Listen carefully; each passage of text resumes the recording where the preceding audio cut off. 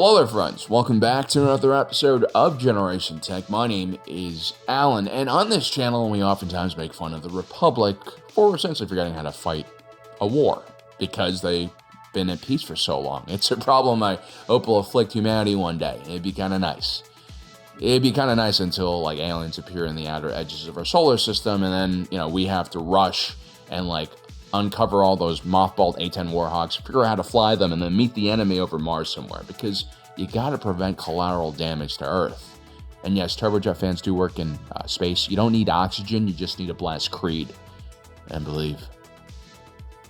Hold me now, I'm 6 feet from the edge and Anyway, it wasn't just the Republic that had forgotten how to wage war. Palpatine's Empire arguably has even less of an idea on how to properly construct the military force. After all, the rule of two Sith spent 1,000 years in hiding, not learning how to be military commanders, but how to, corrupt the political system and do economic damage to the Republic. At least the Republic had entire legions of military advisors and experts weighing in on the design and doctrine of the Grand Army of the Republic. That's why you get brilliant interchangeable systems like the LAAT, ATTE, and the ATRT, which all work with one another. The Sith had moments of brilliance too, like with their improvements to the twin-ion engine design that powered the TIE Fighter, or the construction of the Death Star super laser, both massive feats of engineering and R&D. But for the most part, the Empire's conventional Navy and Army were a huge leap backwards when compared to the Grand Army of the Republic. I've long said that the Venator class Star Destroyer could easily take out an Imperial class Star Destroyer in a one-on-one battle. It would just use its long-range fighter bombers like the Y-Wing to pick away at the Imperial class Star Destroyer from many systems away. And now that I think about it, that's exactly the type of strategy the Rebellion would use against the Star Destroyer. Now, the Imperial class Star Destroyer that Palpatine loved so much was actually inspired by old Sith designs. Long before Palpatine was born, during the Old Republic period, the Sith had their own empire in the peripherals of the galaxy, and these two sides waged war against each other in epic conventional struggles. I honestly think it'd be a great period for Disney to explore now that it's kind of lost its way a little bit. It's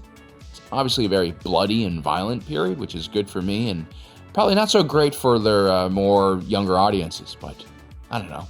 The Old Republic, despite seeming very complex on its surface, is quite a simple period. It's all about war and conflict and nothing else. You had wars that lasted 1,000 years, you had conflicts that threatened to rip apart the fabric of space and time, you had the genocide of entire species, and you had crusades that severed entire parts of the galaxy from the rest. Now, one of the side effects of this extremely deadly environment is that military forces tended to be very competent from this period of time.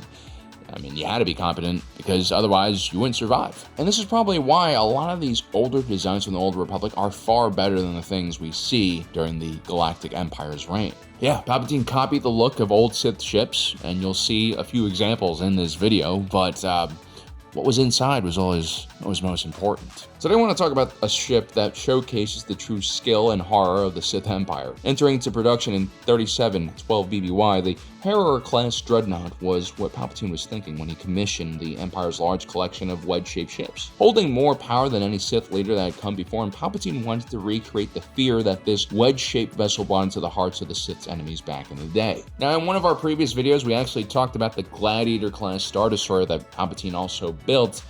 It looks a lot like the Harrower Class Star Destroyer, and it functions in a very similar way. I actually argue in that video that had the Gladiator been scaled up to the same level that the Imperial Class Star Destroyer was, the Empire would have been in a much better position at the start of the Galactic Civil War, especially dealing with all those small insurgent attacks in the Outer Rim. But no, Palpatine drank Tarkin's Kool-Aid and chose the bigger, more expensive and flashier ship. A ship that was once described by Imperial governor and logistics expert Every Chalice as one of the most resource-intensive ships the galaxy had ever seen. Mon Mothma, while she was still in the Senate, once reported that more than half of the Imperial military budget went to this one vessel. There was also a black budget for the Death Star that she probably didn't count, but the point is, the ISD cost a lot.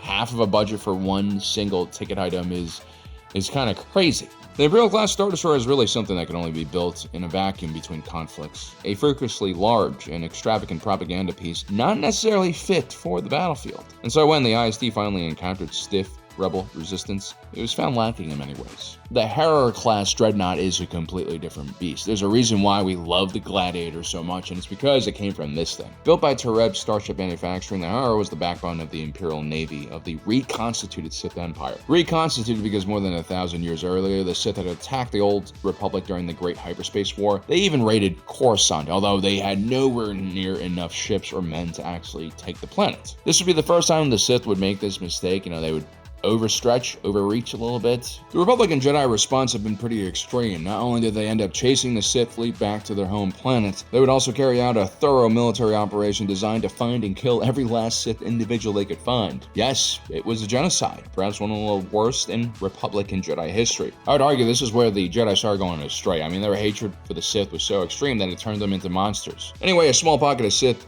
survived, and just like the rule of two era Sith, these survivors would carefully plan their revenge in the shadows and use only proxies to engage with the Republic for 1,000 years. And the Harrower Dreadnought was kind of center to their entire plan to retake the galaxy. You see, the Harrower follows a Sith tradition of deploying wedge-shaped capital ships, something that the dark side has been doing for 1,000 years before that. And so there was no mistaking that shape for any other faction. And so there's a psychological factor with this ship's design. The sight of a wedge-shaped vessel appearing over your system meant the return of the Sith Empire, a long-thought extinct faction. In the previous Mandalorian Wars, the fighting had mostly been done by proxy forces, and even when Revan fell to the dark side and brought a Sith fleet to invade the galaxy, it was actually made up of mostly Republic capital ships he had copied in the Starforge. The return of the wedge or triangle-shaped ship above the skies of the Republic meant something far worse. The full might of the Sith Empire returning. The real invasion that has been in the making ever since the Sith's defeat during the Great Hyperspace War. At 800 meters in length, the Harrower dwarfed the main Republic capital ship, the 350-meter Hammerhead cruiser. It was also in another class when it came to the amount of armor and hull plating on this thing.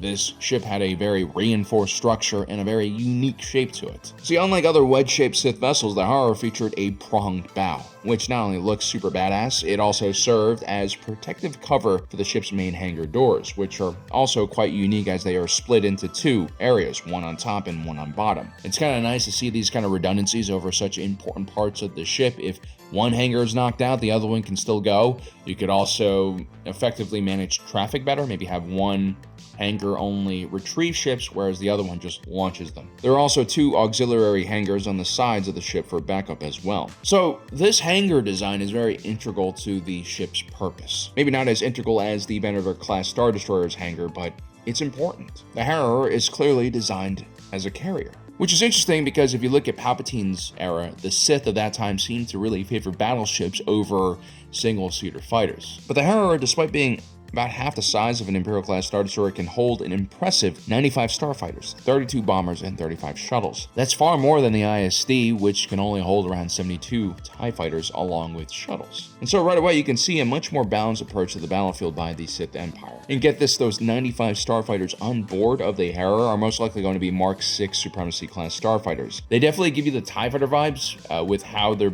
shaped. Only real difference is these starfighters actually have shields and 4 laser cannons instead of the standard 2. Thousands of years before the Galactic Empire even existed, the Sith were already treating their crews and fighter pilots better, with more modern tech. The Harrower also carried the B-28 Extinction class bomber, which provided terrific anti-capital ship abilities. All of these starfighters are controlled from the low-profile bridge, which still sits at the rear of the vessel, just like on the ISD. Although, as you can see, the bridge is far better protected and not just sitting out there like a giant target. Another very easy-to-see target on the ISD are those 2 shield generators over the bridge, along with a giant bulb beneath the ship, which is also another shield generator.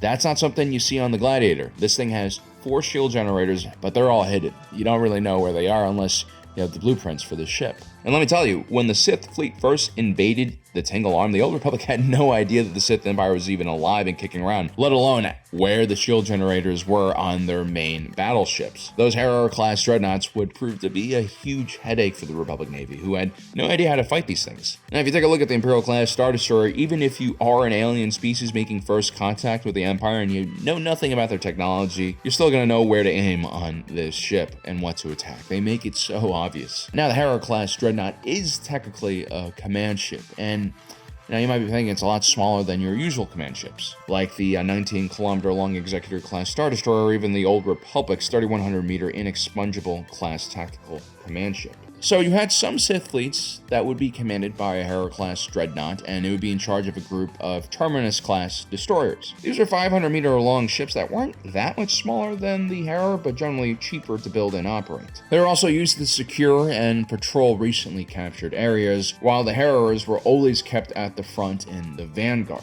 So actually it wasn't uncommon to see a fleet of Harrower Class Dreadnoughts being deployed in the same way as ISDs were. But here's the thing, while the ISD mainly formed a firing line and depended on its many turbolasers and ion cannons for its firepower, the Harrower was first and foremost a commander/carrier, and it could deploy starfighters from very long range and attack its enemies while hiding, away from line of sight, like from behind an asteroid belt or planet or star. The Sith Empire also had a lot of force users. While the rank and file soldiers and pilots were just normies, usually you had commanders and officers who were either Sith Lords or apprentices, and on most of these vessels, you had something known as a meditation sphere. The Sith and the Jedi at the time would use such amplification technology to create a battle meld through the Force with their entire army. This allowed one Force user to essentially coordinate the actions of an entire group of people like they were a hive mind of some kind. It basically turned the battlefield from a chaotic mess with delayed reactions and orders into a real-time strategy game. And so during the Old Republic,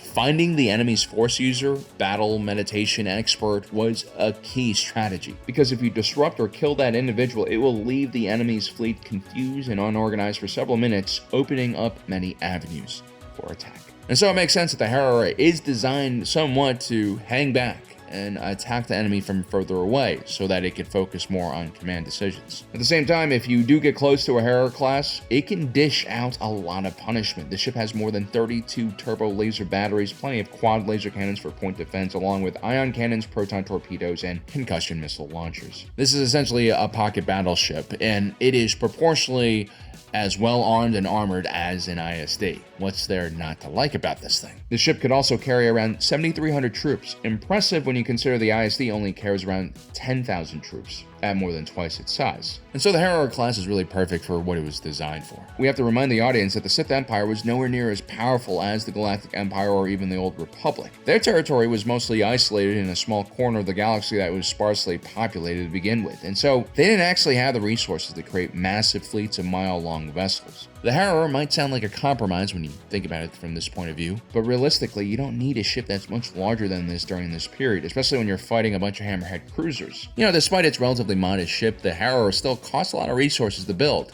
It reportedly took about 10 years output from a major mining colony to get enough resources to actually construct this thing. So yeah, this is kind of a long-term effort here. Decisions to build such a vessel must be made with a lot of care. And deployment of such a vessel also needs to be done with a lot of care because, again, the Sith Empire lacks manpower, lacks resources. They're a completely different animal from what the Sith Empire was. You could think of them almost more like the Confederacy as far as resources and capabilities go. The Harrower Class Dreadnought is ultimately a campaign-level asset that is going to be extremely important for the overall Sith Navy. Even losing one of these ships could be a huge challenge in their daring attack against the Old Republic. Remember, these Harrower Class Dreadnoughts are not being rotated off the front line. They basically are the front line, and they keep moving up with each victory. And I'm going to assume that if it took 10 years output from a mining colony to build one of these things, they probably spent centuries building up this fleet for this invasion. So again, they have to be very careful. During these old Sith-Jedi conflicts, time was always on the Old Republic side. All it really needed to do was to survive that initial onslaught from the Sith, and then it could just retool its industrial might and build a military like 10 times the size as the Siths. They just had a lot more resources. The Harrower Class Dreadnought would wreak havoc against the Old Republic in the Great Galactic War. This was a Sith's dilemma. They could never hope to win a longer battle against the Republic where both factions' economic and industrial capabilities would come into play. And so the Sith's only hope is kind of like the Japanese's only hope during World War II, and that was to quickly wipe out the Republic's ability to fight. And they did achieve this somewhat with the sacking of Coruscant and the subsequent Treaty of Alderaan. And in order to achieve this, they needed this very mighty and unique and powerful ship, the Harrower Class Dreadnought. The Harrower Class Dreadnought became much more than just a ship. It was a symbol of Sith Imperial might. It would wreak havoc against the Old Republic in the Great Galactic War. It would also become an iconic symbol of the Cold War. It would also re-emerge in the Galactic War in the Third Galactic War, and the Sith would even use it during their struggles against the Eternal Empire. The Harrower was actually also responsible for making first contact with the Republic. It was also responsible for firing a volley of deadly fire into the Republic envoys that try to meet with them peacefully. This class of ship also partook in the sacking of Coruscant. It was also the vessel that helped the Sith retake their ancestral homeland of Korriban. In total, the Harrower Class Dreadnought would serve the reconstituted Sith Empire for 8.5 decades. Not quite as impressive as the Hammerhead cruiser, which served for more than 3,000 years, but the Harrower lasted longer than Palpatine's regime, and definitely longer than any of the Star Destroyers he might have built. The Sith Empire would ultimately roll out many different variants of the Harrower Class Dreadnought, which is another testament to its great design and just the stability and flexibility of that platform. Well, guys, I hope you enjoyed today's video. Don't forget to subscribe and hit that notification button down below so you don't miss out on the rest of our awesome content. As usual, my name is Alan, reminding you that my allegiance is to the Republic, to democracy. I'll see you next time. Meow.